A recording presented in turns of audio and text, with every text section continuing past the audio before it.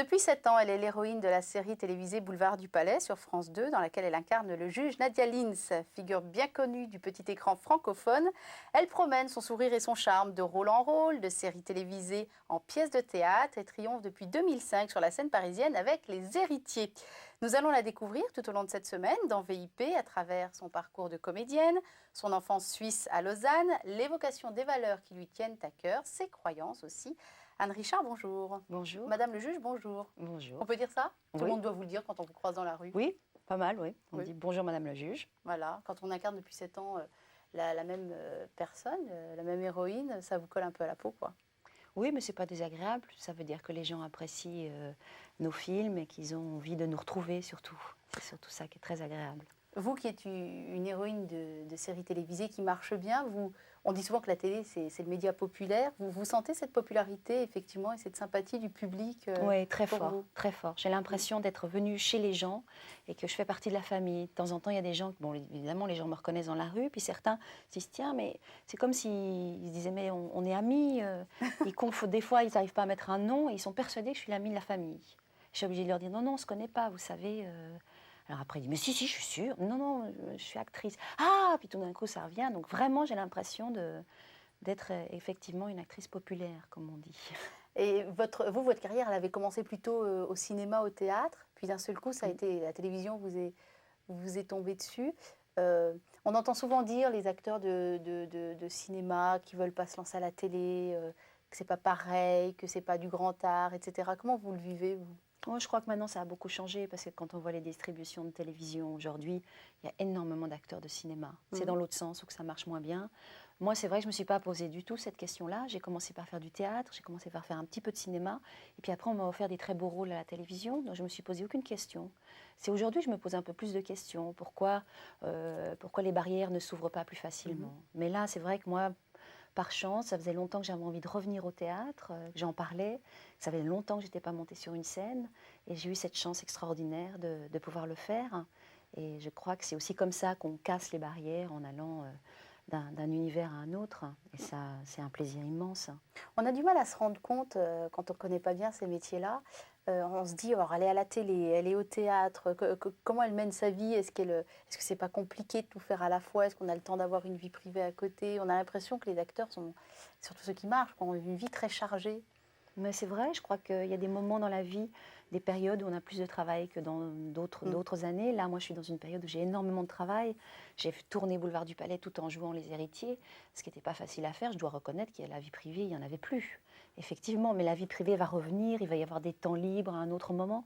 Là, en ce moment, c'est vrai que depuis 2-3 ans, j'arrête pas et je suis très heureuse parce que je m'investis complètement dans mon travail et c'est ce qui me rend vraiment très, très heureuse. Ça faisait longtemps que j'en rêvais. Alors maintenant, je me délecte de ça. C'est très enrichissant pour sa vie aussi. Je disais en introduction que vous étiez suisse, on aura l'occasion d'en parler quand on évoquera votre enfance. Est-ce que quand on est suisse et qu'on veut être actrice, il faut forcément passer par Paris? Il n'y a pas moyen de faire carrière en Suisse ou c'est trop petit? Moi, je pense qu'on peut faire carrière, je pense qu'on peut faire du théâtre en Suisse essentiellement, parce qu'au niveau télévision, il n'y a pas énormément de choses. Et puis le cinéma suisse n'est pas très reconnu non plus. Il ne l'est plus. Il y a eu une période du cinéma quand même avec des très grands cinéastes comme Tanner, Godard, Greta, tous ces gens-là. C'est vrai que là, dans cette mouvance actuelle, j'en connais pas beaucoup et je pense qu'effectivement, quand ils veulent faire du cinéma en Suisse, ils sont obligés de venir chercher des financements en France. Il y a un partage, mais pour les acteurs, je pense que c'est possible de faire son métier en Suisse. C'est évidemment plus restreint.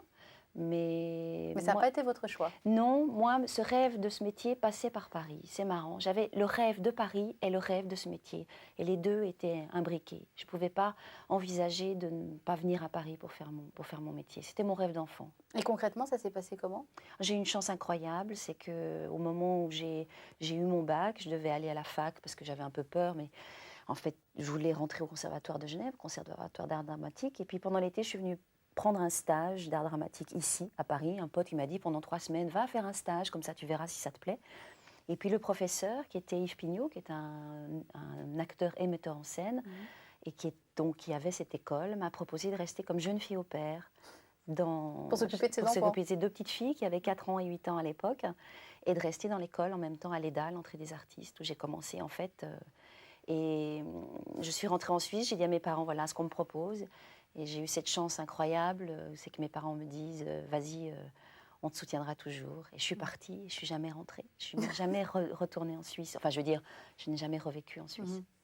Vous ne faites pas, entre guillemets, que jouer, vous vous êtes mis aussi à écrire, notamment un scénario, L'amour interdit. L'écriture, c'est quelque chose qui vous travaille encore et que vous avez envie d'explorer? Oui, j'aimerais beaucoup. C'est vrai qu'en ce moment, j'ai pas beaucoup de temps, parce que c'est vrai qu'avec... On a bien compris. Depuis 3 ans, c'est la folie. Voilà, mais j'ai beaucoup aimé écrire L'amour interdit. J'avais écrit d'autres choses avant, et puis là, ça a été la concrétisation vraiment d'un travail de différentes choses que j'avais développées. Et j'ai coécrit ce film avec Jacques Malater, et ça, j'ai eu un énorme plaisir à écrire, et je pense que je reviendrai à l'écriture.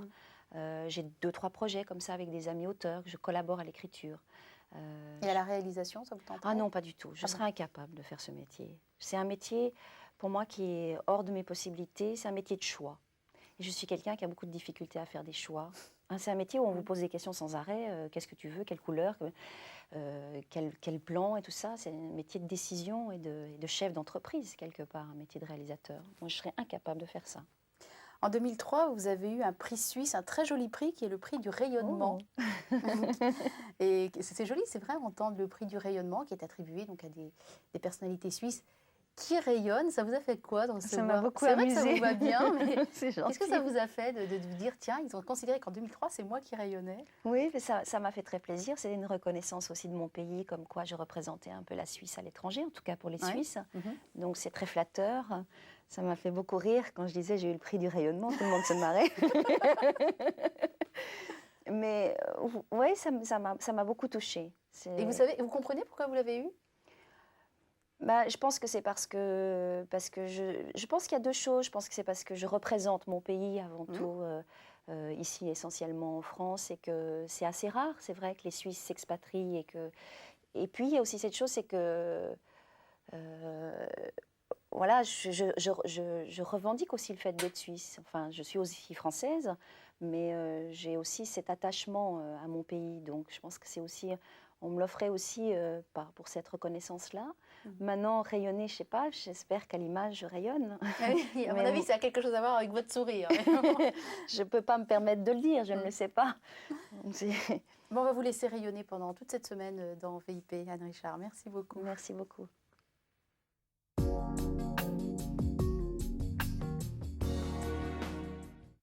Dans la famille Richard, je demande la fille comédienne bien connue du petit écran grâce à la série Boulevard du Palais où elle incarne le juge Nadia Linz. Mais avant d'en arriver là, la petite Anne a vécu une enfance heureuse à Lausanne entre un papa cadre dans les assurances et une maman éprise de théâtre. Sans oublier surtout le grand frère Jean-Marc, présentateur vedette de la radio et de la télévision suisse romande. Alors Anne, à entendre résumer en quelques lignes, et je m'en excuse, votre enfance, quelles sont les premières images qui remontent en vous?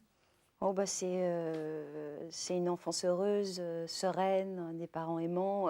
J'ai eu une enfance absolument magique et je dirais une immense complicité avec mon frère. Alors, c'est vrai que votre frère, on ne le connaît pas en France, mais alors en Suisse, c'est une star. Hein. Oui. C'est une star de radio, une star de télévision. On en parle partout. On en parle partout et c'est vrai qu'il a, bon voilà, il fait son métier merveilleusement bien. Et on a commencé à faire ce métier, en tout cas le mien, ensemble. On a commencé à faire du théâtre ensemble. Donc ça a beaucoup compté dans mon enfance, parce qu'il m'a emportée avec lui. Et on a créé une petite troupe de théâtre. C'est lui, il était l'aîné, donc c'est lui qui m'emportait dans ses projets, qui m'amenait son énergie. J'étais la petite qui suivait et je crois que je lui dois beaucoup. À votre maman aussi, parce que votre vocation, elle est passée par votre frère, mais je crois qu'elle est d'abord née avec votre maman. Oui, moi je crois qu'elle est née, je pense vraiment que ma vocation est née vers les 4-5 ans.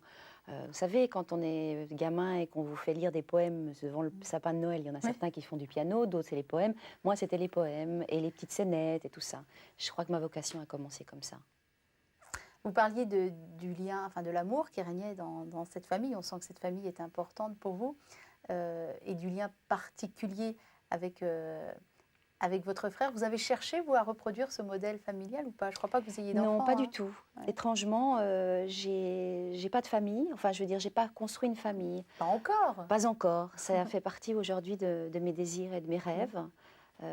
C'est vrai que j'ai mis en avant beaucoup mon métier. Et peut-être aussi le fait d'avoir comme ça une famille tellement parfaite qu'on pense toujours que peut-être qu'on ne va pas y arriver, que ce n'est pas exactement ce qu'on a envie de vivre, peut-être parce qu'on a eu la chance déjà de le vivre, donc on a envie de vivre autre chose. J'avais envie, j'ai vraiment, depuis toujours, voulu être actrice et je crois que c'était vraiment mon destin. Donc voilà, je me suis embarquée là-dedans avec passion et je n'ai pas eu le temps de construire une famille. Ou du moins, pas eu ce désir-là avant. On ne sent pas de regret dans votre voix, en tout cas. Non, maintenant j'en ai envie. Mm. Parce que je sens qu'il y a des choses qui sont acquises en tant qu'actrice. Donc, je ne me pose plus la question si je le suis ou si je ne le suis pas. Ce qui a été vraiment... J'étais pleine de doutes, beaucoup, beaucoup. Et maintenant, c'est une certitude. Je sais que je suis actrice, ce qui ne veut pas dire que j'espère l'être toute ma vie. Mais en tout cas, je sais que c'est pas... Voilà, que ma famille ne souffrira pas du fait que je ne sois pas actrice ou d'être dans une frustration. Donc... oui, pour moi, la famille aujourd'hui, ma famille compte énormément, de toute façon, dans mon parcours d'actrice, énormément. Parce que c'est grâce à mes parents aussi que j'ai pu être... Ils vous ont beaucoup soutenue. Oui, beaucoup soutenue. Et puis mon enfance a été faite de théâtre. J'allais dans des théâtres pour enfants, je faisais du théâtre avec des gamins. Après, j'ai fait du théâtre à l'école. Après, j'ai eu une petite troupe amateur. Après, voilà, toute mon enfance, j'ai fait du théâtre. Et elle avait quel caractère, la petite Anne Richard ? Elle était d'une timidité totalement maladive. Ah je bon? ne sais pas comment j'ai fait pour devenir actrice. Mais je crois qu'il y a plein d'acteurs qui disent ça. Vous pouvez mieux le dire que moi, mais d'une telle timidité que c'en était terrible. Je pouvais pas, par exemple, je ne pouvais pas traverser un restaurant pour aller faire pipi. C'était inconcevable pour moi de me lever au milieu du monde. D'attirer l'attention, voilà, en fait. Voilà. Que les gens me regardent, ce n'était pas possible. J'ai beaucoup changé, hein, parce qu'évidemment, j'étais très timide, beaucoup dans le doute. J'avais toujours besoin qu'on me prenne la main et mon frère l'a beaucoup fait. Votre frère, ça devait être, pour le connaître un petit peu, c'est quelqu'un qui a beaucoup de bagou quand même, qui a une grande assurance. Je ne sais pas s'il était comme ça dès le départ. Ah oui, oui, et je dis souvent que mon frère a pris la parole. Il m'a pris ma parole. C'est que j'avais plus besoin de parler. Il faisait tout ça à ma place, c'était extraordinaire. Aujourd'hui, il faut que je parle maintenant. Il n'est plus là. Donc je suis obligée, moi, d'apprendre à m'exprimer. Mais quand j'étais enfant, oui, c'était lui qui prenait tout en charge. Il avait une telle facilité de langage. J'étais la petite timide à côté. Voilà. On était très complémentaires, en fait. Quel serait le parfum de l'enfance pour vous, le parfum qui vous revient en mémoire quand vous pensez à votre enfance? Oh, je dirais que c'est le parfum de la nature. Je ne sais pas comment le définir. Mais... Attention, parce que déjà que la Suisse est beaucoup... Elle est beaucoup quoi? C'est souvent une caricature, les vaches, oui, les mais montagnes, ça l'est, les je suis sapins. désolée, hein, ça l'est. Ça l'est. Pour moi, c'est les odeurs de bois, de sapin, c'est l'odeur de la neige, c'est l'odeur du lac quand même, c'est pas la campagne. Non, c'est pas la campagne, mais Lausanne, on a le lac en face, on a la montagne en face, on a le Mont Blanc pas loin, on a la neige à une demi-heure de Lausanne. Donc, mon enfance a été baignée de sport, baignée de grande nature. Vous êtes très sportive. Oui, oui, oui. Ouais. Mon enfance a ces saveurs-là. Et puis les saveurs de la tarte aux pommes. Ah. Une petite anecdote comme ça. Oui, j'ai fait beaucoup de sport en étant enfant. Parce que je vivais dans un pays où le sport est tellement facile. Vous avez les sports d'eau qui sont le lac, vous avez la neige, vous avez tout ce que vous voulez. Ouais. Et le sport aujourd'hui continue de vous construire. Enfin, il y a toujours une construction à travers le sport. Oui, le sport a beaucoup compté pour moi dans mon adolescence. À un moment donné, j'ai hésité entre être prof de sport et être actrice. Ah. Je pense que j'aurais fait une grosse erreur, mais ça faisait tellement partie de ma vie. Et j'ai eu cette chance extraordinaire de faire des films qui ont souvent eu attrait au sport, où j'ai pu parler sur la course à pied, Dernier Stade. Donc ça m'a toujours beaucoup rempli. Et pour moi, ça fait partie des dépassements de soi. Ça me semble indispensable. Aujourd'hui, j'en fais beaucoup moins. D'abord, j'ai moins le temps. Et puis, voilà, j'ai un peu levé le pied parce qu'après, ça devient excessif. Mais oui, ça fait partie d'un véritable équilibre. Dernière question. Si vous pouviez rencontrer la petite Anne Richard, vous lui diriez quoi? Je lui dirais « aie confiance et ne doute pas ». On terminera sur ces jolies paroles. Merci beaucoup, Anne.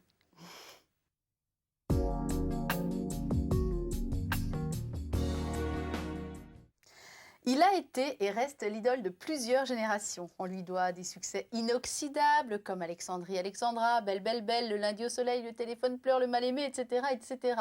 Et même plus qu'une idole, Claude François est même devenu un mythe pour ses fans, symbolisant le talent, la rigueur, l'énergie et puis la variété des années 60 et 70. Alors avec nous, non pas une Claudette, quoique, mais une femme qui lui doit beaucoup. Claudette ou pas Claudette, vous qui êtes tellement sportive? Oh non, j'ai certainement dû rêver de ça quand j'étais gamine, mais Oui. non, non, pas du tout. Qu'est-ce qu'il représente cet homme-là pour vous? Au point de vouloir en parler, de lui rendre hommage. J'avais envie de lui rendre hommage parce que je fais ce métier un peu grâce à lui. Mais il n'était pas acteur, vous êtes Il au n'était courant? pas du tout acteur, je le sais très bien. Il était chanteur, mais il m'a fait rêver. Mhm. Il m'a apporté de l'amour, il m'a apporté de la magie et une énergie extraordinaire. Et en étant petite fille, je me disais, oh, mais qu'est-ce que j'aimerais, moi, pouvoir transmettre ça aussi un jour au public. J'aimerais, moi, pouvoir vivre ça et pouvoir transmettre ça. C'est tout ce qu'il m'offrait, j'avais envie, à moi, mon tour, de l'offrir. Et il m'a accompagnée dans mon enfance pendant quelques années. Bon, il est mort malheureusement assez vite. Mais il était mon compagnon comme ça, de tous les jours. Et je me disais, j'aimerais aussi avoir ton énergie, j'aimerais avoir ce professionnalisme, cette exigence dans mon métier, et j'aimerais pouvoir faire comme toi, faire rêver les gens et leur offrir tout cet amour. Et je fais ce métier, je crois, beaucoup grâce à lui. Je dirais tout au long de ce long parcours d'actrice, qui est quand même assez long, puisque je devais avoir une dizaine d'années quand je lui parlais dans ma chambre en tant que midinette. Je pense très très souvent à lui. Je me remets souvent certains de ses disques qui m'accompagnent et qui me donnent énormément d'énergie. C'est quoi les chansons qui vont vous donner de l'énergie? Ah bah, il y a Alexandrie et encore? Alexandra, Ah oui. évidemment. C'est pour moi, dès que j'ai un moment de blues, je me l'écoute. Il y a un peu de tout, je dirais. C'est un patchwork de choses. Sans jamais vous lasser? Non, je l'écoute différemment aujourd'hui, parce que je fais aussi partie de ce métier un peu, enfin, mais avec un regard différent. Mais je m'en lasse pas, non. Il y a les saveurs de l'enfance à l'intérieur de tout ça. Et puis, il y a un grand merci, parce que vraiment, je crois qu'il m'a laissé croire que c'était possible. Je me suis accrochée à son énergie. Je n'arrive pas à expliquer comment. Ah si, vous l'expliquez très bien. C'est lui qui a fait que je me suis motivée, que je me dis, je veux faire comme toi. J'aimerais, comme vous, je ne le connaissais pas, mais j'aimerais pouvoir transmettre ça aussi au public. Alors je le transmets différemment, avec moins de fougue et de folie. J'ai vu des images. C'est un peu moins dansant ce que vous faites. C'est moins dansant, il y a moins d'investissement physique aussi dans ce qu'il faisait. C'était extraordinaire. Mais j'essaye de mettre en tout cas son perfectionnisme et son exigence. J'essaye, moi, en tout cas celle que je m'imagine qu'elle pouvait être. J'essaye aussi, moi, d'avoir ça dans mon métier. Et oui, je crois que voilà, je crois qu'il a été un des détonateurs et un des vecteurs, un passeur de cette énergie et un détonateur pour moi, en tout cas, de ce métier. Vous nous parlez de sa fougue, de son énergie, de son talent, de son perfectionnisme. Je sais qu'il y a une chanson que vous aimez bien aussi, qui parle un peu de la solitude de l'artiste, que vous avez peut-être comprise plus tard, cette chanson-là. Oui, que je comprends maintenant beaucoup en jouant au théâtre. Des paroles, alors c'est la solitude après, et la solitude, je crois que c'est ça le titre, qui parle justement de l'artiste qui vient de faire un concert, qui se retrouve seul face à son miroir. Tout le monde, toute la foule est partie, et il y a le dîner avec les amis, et puis après il rentre chez lui et il est tout seul. Et ça me parle beaucoup, parce que je trouve que c'est vrai que quand on joue au théâtre, on a toute cette énergie qui nous arrive tous les soirs, et que malgré tout, très souvent, on rentre chez soi et il y a la solitude de l'après, et qui est une chose auquel on s'habitue, mais qui fait partie de votre quotidien.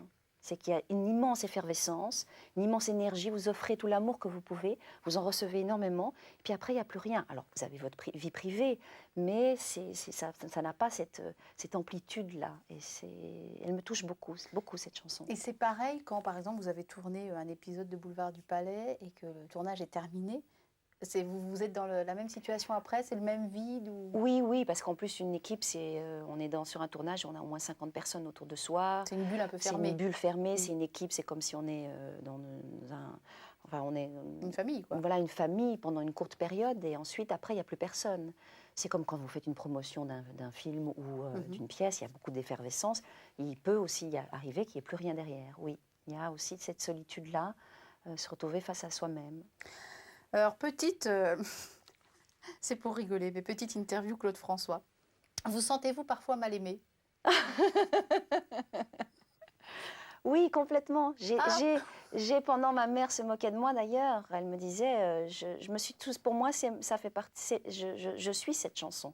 Pendant des années, je disais, je suis la mal-aimée. Ce qui Mais n'était absolument pas vrai. Vous nous avez expliqué que vous avez baigné dans Baigner dans l'amour de l'amour, votre pas du famille. tout mal-aimée dans la famille, pas du tout, mais j'avais toujours ce sentiment d'être l'actrice pas aimée, d'être celui... Oui, ça me... oui, ça, je m'y reconnais. C'est sans doute pour ça que vous faites ce métier-là aussi. Souvent, On a cette sensation, ce qui n'est Ouais. absolument pas la vérité, mais on a une perception des fois. C'est plus le cas aujourd'hui. Je dois reconnaître que je crois qu'aussi le fait de faire du théâtre sur les héritiers, de faire rire les gens, tout cet amour que je reçois du spectateur qui voit Boulevard du Palais, tout ça fait qu'aujourd'hui je me sens plus du tout mal aimée. Que feriez-vous si vous aviez un marteau? Je ferais bouger les choses. Ah, Ouais. c'est le marteau de la justice alors. Bah oui, On en j'essaierai reparle. de faire que les choses changent, j'essaierai aussi de faire bouger ma vie. À qui pourriez-vous dire c'est toi et moi contre le monde entier? Oh, vous allez bien. Je ne sais pas. Ah, c'est quelqu'un qui manque dans votre vie Oui, alors. c'est celui qui va peut-être venir. Oui. Bon, ben, on l'espère aussi. Allez, une petite dernière. Qui vous a déjà dit marche tout droit? Un de mes compagnons de vie qui m'a appris à marcher tout droit. Belle leçon alors. Merci beaucoup.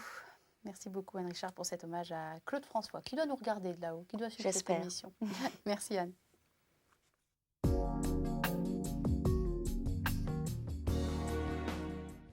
Son rôle de juge dans la série télévisée Boulevard du Palais n'est pas qu'un rôle. La justice est une valeur qui l'intéresse réellement et peut-être cela explique-t-il sa crédibilité dans la série et l'attachement qu'elle a à l'égard de ce rôle. Citation d'Épicure qui nous assure qu'une vie heureuse est impossible sans la sagesse, l'honnêteté et la justice. Anne Richard, ce serait votre trilogie aussi? Vous associez la justice avec la sagesse et l'honnêteté? Ah oui, tout à fait. Sagesse, je ne sais pas, parce que je ne sais pas ce que ça veut dire, la sagesse. Ah. Mais l'honnêteté, oui.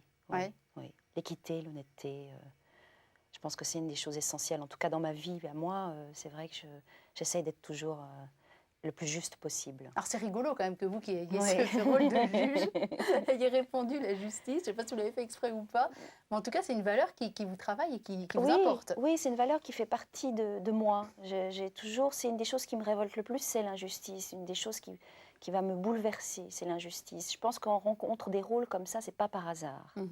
Je crois qu'effectivement, quand j'ai lu pour la première fois Boulevard du Palais, quand on me l'a proposé, quand j'ai fait les essais pour faire il y a de ça très très longtemps, ça m'a semblé évident. Ça m'a semblé évident que ça faisait partie de moi, qu'on se ressemblait quelque part. Comme ça, je suis du signe de la balance. Alors, je me dis, est-ce que ça a à voir avec ça? Mais c'est vrai que ce symbole de la justice qui est la balance me correspond beaucoup, beaucoup. Le symbole vous correspond ou vous croyez aussi à ces signes astrologiques? Je crois un peu aussi aux signes astrologiques, mais bon, je ne sais pas si la balance est déterminée par son sens de la justice. Je pense qu'il y a d'autres choses par rapport à la balance, mais c'est vrai qu'en tout cas, voilà, pour moi, ça me crée d'ailleurs des fois des problèmes dans notre société, parce que vouloir être juste à tout prix, vouloir toujours défendre quand il y a une injustice, je me révolte assez facilement, je démarre au quart de tour quand je vois une injustice qui peut être toute simple. Quelqu'un qui dit qui est un mensonge, quelqu'un qui ne dit pas la vérité, ça me révolte. Ouais. Et le fait d'être naturellement intéressé par cette valeur-là et en plus d'incarner le rôle d'une juge, ça fait que vous vous intéressez plus particulièrement à l'actualité quand elle a trait à la justice, aux grandes affaires, etc. Bien sûr, bien sûr. Moi, c'est vrai que dans mon travail d'actrice, quand j'interprète un rôle, j'aime me plonger dans le personnage et de savoir qui il est et tout comprendre. Donc je lis absolument tout ce qui sort, tout ce que les juges écrivent. Je lis évidemment l'actualité spécifiquement aussi sur la justice, donc je suis au courant de tout ce qui se passe dans la justice française, de son évolution. Je trouve que c'est la moindre des choses, c'est d'être un peu au courant de l'actualité et de se faire une opinion là-dessus. C'est vrai qu'on a tout ce qu'on veut là en ce moment, malheureusement. Il y a des cas comme cette grosse erreur d'Outreau. C'est des choses qui vous bouleversent, qui bouleversent tous les Français. Et moi, c'est vrai que je me dis, mais le juge qui a fait ça, pourquoi? Comment? Pourquoi il en est arrivé à faire une erreur comme celle-ci? Est-ce que c'est une erreur? Comment? Enfin, évidemment, il faut peser le pour et le contre. J'aime bien le métier de juge parce que je trouve que s'il est fait d'une manière correcte, ou du moins avec intelligence, c'est quelqu'un qui ne juge pas. À l'inverse de son nom, c'est quelqu'un qui va instruire à charge et à décharge, qui va mettre sur la balance d'un côté ce qui a le pour et le contre, qui va faire cette balance-là. Je trouve que c'est un très beau métier et très difficile à faire. Des fois, on peut se demander aussi si la justice existe vraiment et si elle n'est pas plutôt l'intérêt du plus grand nombre. Je ne sais pas comment vous... Malheureusement, je pense que la justice dans notre société n'existe pas.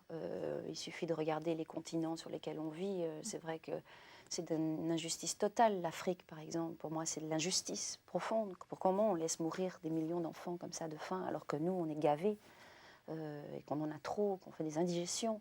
Enfin, je trouve ça aussi, c'est de l'injustice profonde. Et moi, personnellement, je ne sais pas quoi faire par rapport à ça, que ce que tout le monde fait, c'est-à-dire essayer de donner un petit peu d'argent là où on peut. Mais je trouve que malheureusement, notre société est tout sauf juste. Il viendra peut-être un jour où vous aurez l'occasion de trouver une association où vous vous engagerez peut-être plus Oui, aussi. j'aimerais beaucoup ça. J'aimerais beaucoup, parce que je fais comme tout le monde. Mais j'aimerais bien que si un jour je pouvais aider une association, quelle qu'elle soit. Très souvent, j'ai fait beaucoup de films qui ont attrait à ça. C'est-à-dire, je représente des combats souvent. J'ai fait un film sur la peine de mort, contre la peine de mort. Je fais des films qui dénoncent beaucoup, qui dénoncent ou qui racontent des injustices. Donc j'en ai fait beaucoup pour la télévision. Et je crois que j'ai aimé les faire, et je crois que c'est mon implication à moi, elle est aussi à travers ça. C'est de prendre la parole et d'offrir l'émotion des autres à travers un film. Alors vous n'ignorez pas que vous êtes sur une chaîne catholique. Quand on parle de justice, on peut aussi parler de justice de Dieu, de jugement dernier. Est-ce que ce sont des notions, vous, qui vous parlent ou... Non, pas du tout. Pas du tout. Pas du tout. Enfin, je dis pas du tout. En tout cas, pas la justice de Dieu, je ne sais pas ce que ça veut dire. Je pense que malgré tout, il y a une justice des hommes et qu'il y a une justice aussi quand on fait beaucoup de mal. Je pense que quelque part, malgré nous, quelque chose va...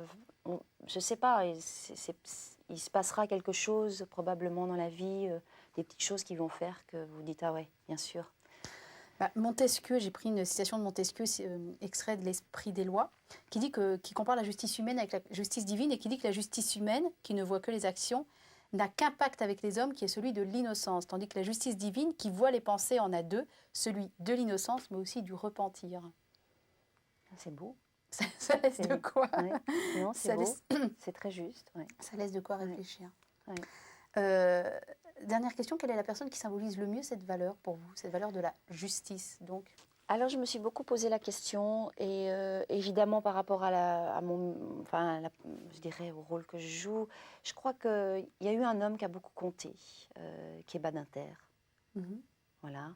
Et puis, pour moi, évidemment, il y a une juge qui représentait, je ne la connais pas, mais pour moi, Eva Joly était un exemple de juge et de démarche juste.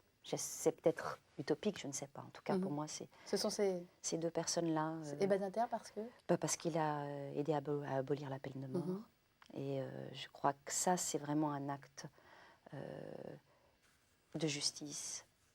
C'est de ne pas répondre par le crime à un crime. Merci beaucoup, Anne Richard, pour cette belle valeur que vous avez choisie. C'est pas évidente en plus. Merci. Merci.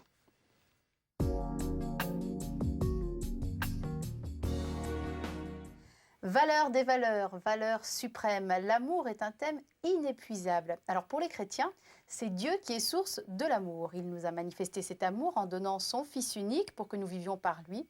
Et Jésus-Christ, par sa vie et son enseignement, nous révèle pleinement l'amour de son Père en nous invitant à pratiquer cet amour entre nous et sans limite. Alors je ne suis pas sûre, Anne Richard, que quand vous ayez choisi l'amour, vous ayez tout de suite pensé à l'amour comme notion religieuse.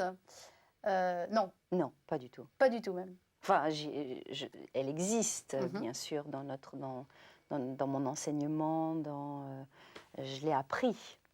Mais pour moi, quand j'ai pensé à l'amour, j'ai pensé à cette valeur qui est essentielle dans ma vie, qui me fait bouger, avancer et qui me fait vibrer. C'est vrai que pour moi, c'est l'essentiel. Je pense que sans amour, on ne fait rien. Et aujourd'hui, l'amour, vous nous avez expliqué qu'il vous avait d'abord été donné par vos parents. Qui sont les autres vecteurs de cet amour? Votre frère, bien sûr. Mais il y a bien sûr les compagnons de vie avec qui j'ai pu vivre, qui m'ont amené énormément de choses, chacun, qui ont été des très beaux parcours de vie, des instants. Et puis, il y a aussi une chose qui me porte, moi, c'est l'amour du public. Ah oui. C'est une chose très très forte dans mon métier, que je découvre encore plus maintenant que je fais du théâtre, que je refais du théâtre, et qu'en plus je fais une comédie, comme Les Héritiers. C'est que tout d'un coup, je sens ce plaisir, je le vois dans les yeux, le plaisir que les gens ont de les faire rire, tous ces instants de bonheur qu'on leur apporte. Et moi, j'ai envie, chaque soir, j'ai envie de leur transmettre cet amour. Et l'instant de la fin du spectacle, où ils nous applaudissent, c'est pour moi un acte d'amour suprême. Mais est-ce que le mot amour n'est pas un peu trop fort pour désigner ce qui se passe à ce moment-là sur une scène? On sait bien que c'est très fort, mais est-ce que c'est vraiment de l'amour? Vous apportez du plaisir pendant 2 heures à un public qui peut-être 3 jours après vous aura oublié. Est-ce que Oublié. c'est vraiment de l'amour qui Sur passe? l'instant, oui, c'est ce que je ressens très très fort. C'est le sens de ma vie. Mais au théâtre, tout est faux, donc est-ce que ça, ce serait pas faux aussi? Ça peut être faux si les gens applaudissent alors qu'ils n'ont pas aimé. Mhm, Maintenant, tant pis, dommage. Il ne faut pas applaudir si on n'a pas aimé, je mhm. pense. Qu'il faut, Non, pas dire par plaisir. Est-ce que c'est... Vous pensez que le oui, public... mais je pense que le plaisir fait partie de l'amour pour moi. Mhm. Je pense que l'amour, c'est aussi tous ces petits instants. Qu'est-ce que c'est l'amour? On cherche toujours l'amour parfait. Moi, évidemment, je cherche l'homme, l'amour, celui qui va être l'homme de ma vie. On le cherche tous, on le trouve pas, ou on pense l'avoir trouvé, puis tout d'un coup, l'amour s'est éteint. Je pense que c'est aussi des instants, des moments de vie qui sont des moments d'amour. L'amour parfait ou l'amour suprême, je crois qu'il est très difficile. Moi, je le cherche, mais il est très difficile à trouver. Moi, je me pose, vous parlez des compagnons de vie ou de quand on pense avoir trouvé le grand amour et puis que c'est pas ça, je me pose souvent la question de savoir si les gens savent vraiment ce qu'est l'amour. On a souvent tendance à confondre l'amour avec les palpitations du cœur, les sentiments, alors est-ce qu'il n'y a pas une dimension en fait plus spirituelle dans l'amour? Je pense, oui, mais je pense que c'est une chose enfin, moi que j'ai comprise au fur et à mesure des années. Mhm. Quand j'étais plus jeune, j'avais l'impression que l'amour, c'était, comme vous dites, les palpitations, c'était La passion, quoi. la passion, c'était aussi la possession. Parce qu'on pense que quand on est jaloux, c'est un acte d'amour, alors que c'est un acte de possession quand même. Et toutes ces choses-là, c'est vrai que là, aujourd'hui, je perçois l'amour différemment. Je faisais cette remarque un jour à un des hommes que j'ai aimé, qu'on s'est séparés, on n'est plus ensemble. Et je lui disais, c'est fou parce qu'aujourd'hui, j'ai l'impression de t'aimer pleinement. C'est-à-dire que quand j'étais avec toi, j'avais pas découvert ce qu'était. Je l'aimais, mais je ne l'aimais pas suffisamment bien. Mhm. Et là, aujourd'hui, je me rends compte qu'effectivement, aimer, ça va au-delà de l'amour physique ou de l'amour du quotidien. Il y a quelque chose qui est au-delà de ça. On veut le bonheur de l'autre à n'importe quel prix, je crois. On a envie que l'autre soit dans sa plénitude. On est tourné vers l'autre beaucoup quand on aime. Parfois moins, parfois trop, mais... Il y a un petit objet à côté de vous qu'on va montrer, qui est un objet surprenant. Vous allez nous expliquer ce que c'est. Ben, c'est un petit bout de l'Etna. Un petit bout de volcan. Un petit bout de volcan. Mhm. J'ai reçu cet objet J'étais sur l'Etna, en voyage avec un de mes amoureux, enfin un homme que j'ai aimé, et qui m'a offert ce petit bout en me faisant une déclaration d'amour magnifique. Donc c'est un très beau souvenir pour moi, mais je l'ai apporté aussi parce que pour moi, ça représente bien l'amour. C'est-à-dire que pour moi, un volcan... Le volcan, c'est la passion. C'est la passion. Mm. Mais aussi parfois ça peut s'éteindre, parfois ça peut être toujours présent là et ça ne s'exprime pas. C'est un mélange de choses, c'est bouillant, ça peut être glacé parce que quand les... Parce que là, c'est un peu racorni, c'est un petit morceau de pierre noire racorni tout Oui, froid, ça c'est donne tout pas envie, hein. racorni, mais il a eu un passé, il a aujourd'hui un présent et il a un avenir. Cet objet-là, si je l'avais laissé sur place, ne serait plus aujourd'hui comme ça, probablement. Donc, il serait redevenu peut-être chaud, je ne sais pas. C'est des étapes de vie et des étapes de l'amour aussi, je trouve. Et jusqu'où vous pourriez aller par amour? J'espère le plus loin possible. Le plus loin possible, ce serait quoi? Ce serait, par exemple, donner sa vie? Ce serait envisageable ou trop dur? Oh, je pense que quand on aime très très fort, on peut, oui, offrir sa vie. Je pense, oui. J'ai encore jamais Eu l'occasion. je dirais, été confrontée à ça, mais... J'espère que vous ne le serez pas. Et quelle est, vous, la plus belle preuve d'amour que vous ayez reçue, que ce soit d'un amour amoureux ou d'un amour familial, d'un amour... d'amour en général, en tout cas? Oh, c'est une question difficile. C'est une question très difficile. Vous voulez utiliser un joker? Joker, c'est difficile. Il y en a tellement. Je crois que c'est plein de petites choses, l'épreuve d'amour. C'est pas une seule. Une seule. Je crois qu'il y a les mots, parce que c'est aussi important. Il y a les gestes, il y a les actes, il y a juste un regard. Vous voyez, vous avez répondu. Merci beaucoup, Anne Richard.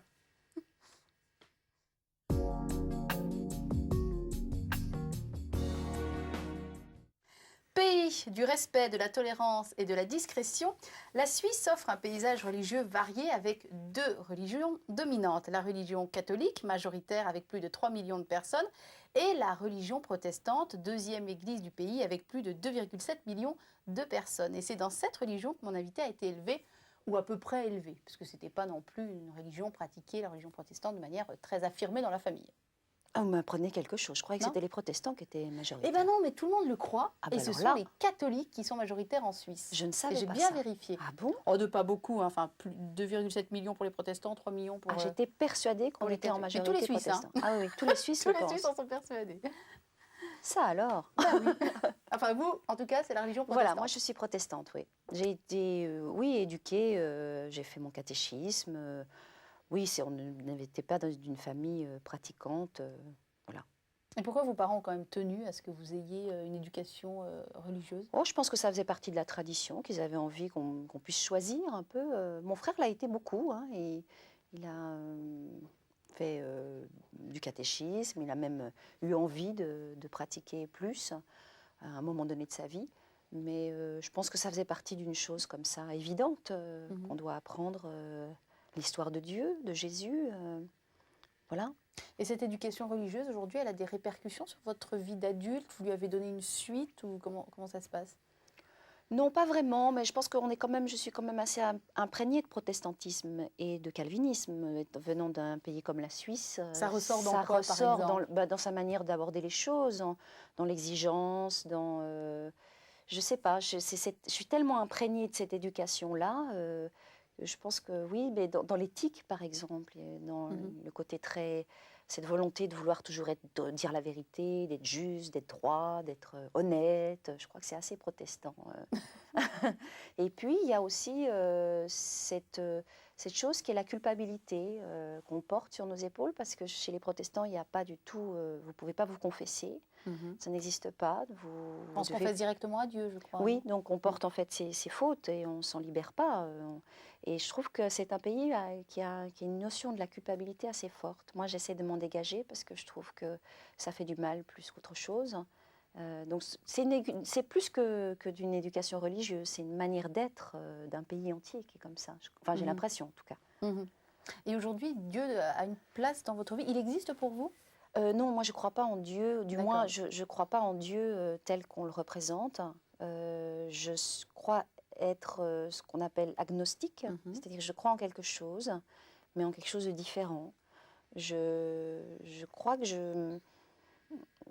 une croyance en Dieu, en l'homme. Je dirais que nous-mêmes, on est notre propre Dieu quelque part, qu'on porte ça en nous, que ce n'est pas quelque chose qui est à l'extérieur ou ailleurs, et que c'est plus une capacité en tant qu'être humain de pouvoir avoir son Dieu en soi, soit pour faire des actes d'amour, soit pour tout simplement les croyances en soi.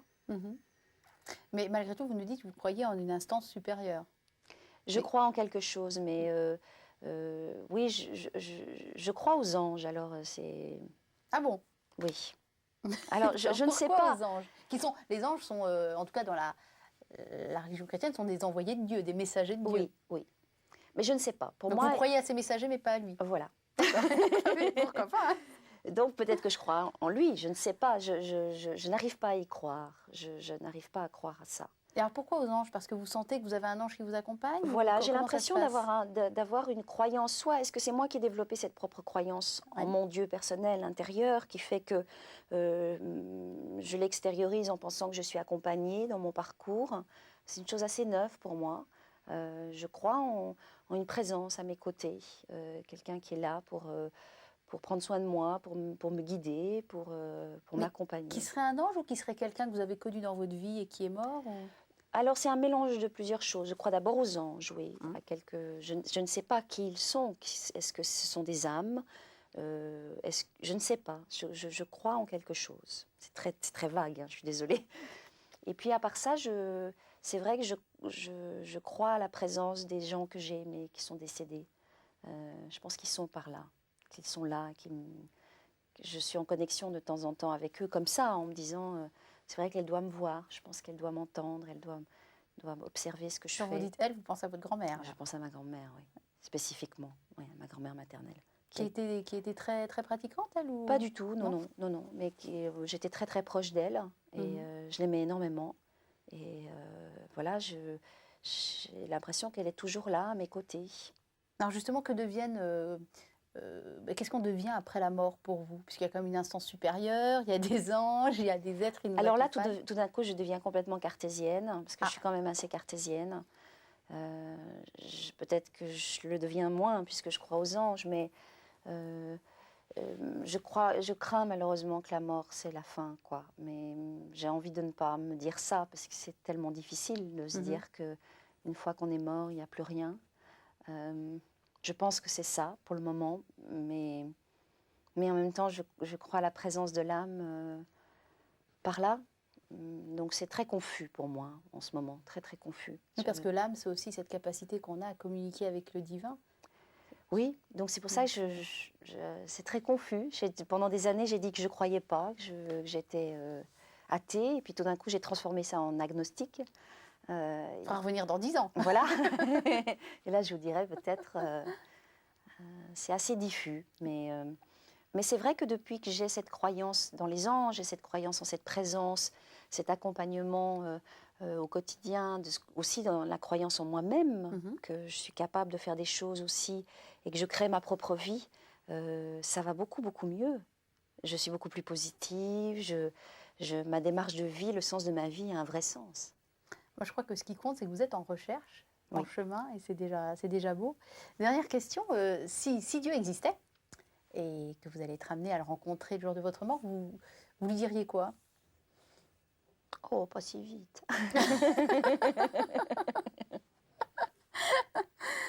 Elle est pas mal, celle-là. Merci beaucoup.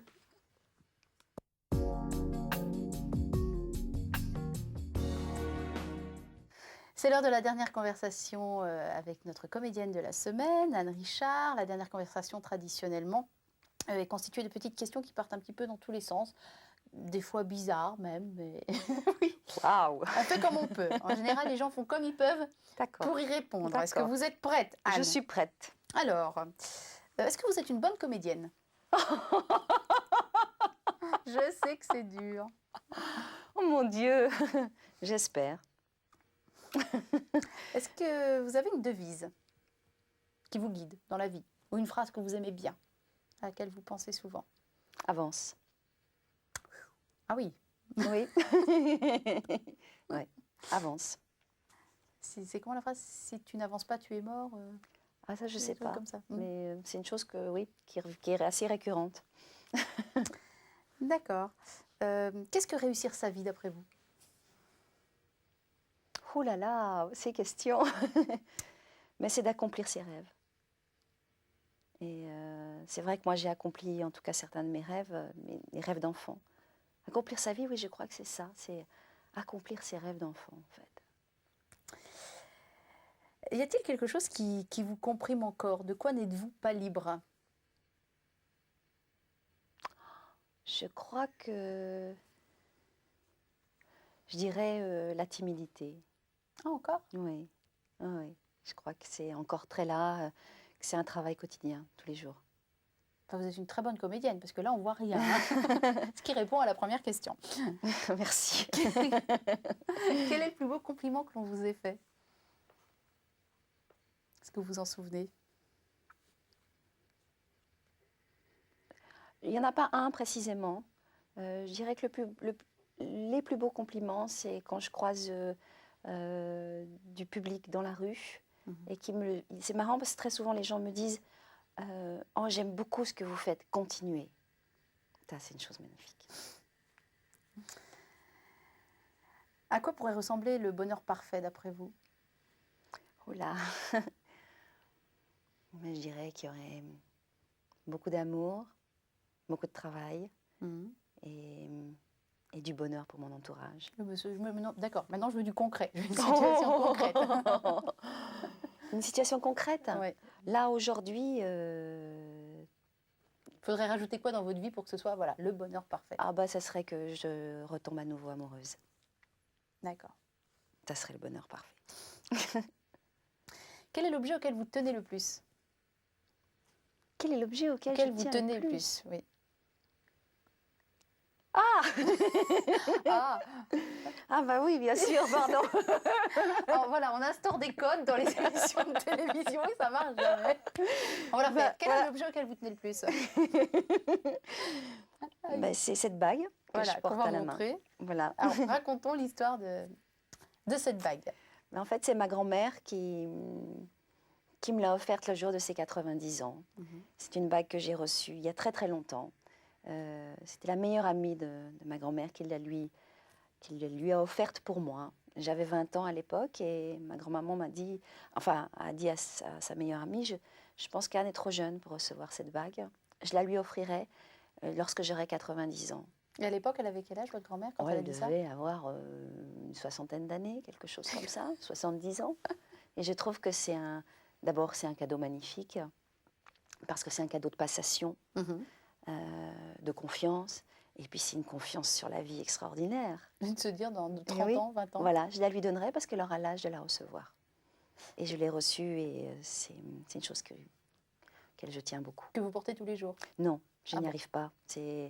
Elle a trop d'émotions et de sensibilité. Vous souvenez-vous de la dernière fois où vous avez pleuré? Oh bah oui. Je pleure tous les soirs au théâtre dans Les Héritiers, donc évidemment. Je joue le rôle d'une veuve dans Les Héritiers en ce moment, donc je pleure tous les soirs. Bien. C'est un super métier que vous faites. Quelle a été votre plus grosse erreur jusqu'ici? Ma plus grosse erreur? Mon Dieu. De ne pas avoir su aimer correctement. Et votre plus belle réussite? D'avoir concrétisé mon rêve de petite fille, d'être actrice. On va sauter du coq à l'âne. Quelle est la personnalité politique que vous estimez le plus? Oh mon Dieu.